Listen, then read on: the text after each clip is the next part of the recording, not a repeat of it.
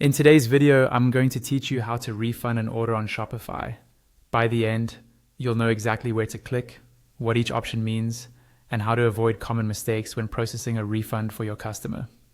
Let's start from your Shopify dashboard. Once you're logged into your Shopify admin, you'll be on the main dashboard page. This is your control center, where you can see recent activity, sales, and store information.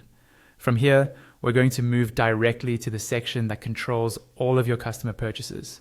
On the left-hand side of the dashboard, look for the menu and click on Orders.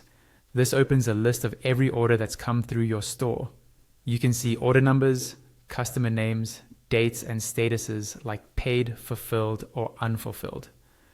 If you have a lot of orders, you can use the search bar or filters to quickly find the one you need to refund.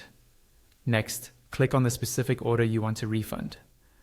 This takes you to the order details page. Here you'll see everything related to that purchase: what the customer bought, how much they paid, shipping details, and the payment status.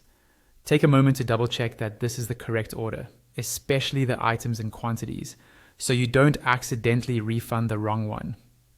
In the top right area of this order page, you'll see several buttons, including options like return, edit, print, and the one we're looking for, refund.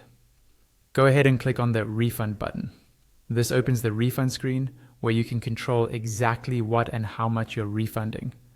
You'll now see the items from the order listed with their quantities. By default, the quantity might show as 0. Change the quantity from 0 to the number of items being returned or refunded. For example, if the customer is returning 1 item out of 1, change it to 1. If it's a partial refund, only adjust the items that apply. Shopify will automatically calculate the refund amount based on the quantity you select. Next, add the reason for the refund. There's usually a field or drop-down where you can enter this. Be as clear as possible, such as item damaged, wrong size, or customer changed mind.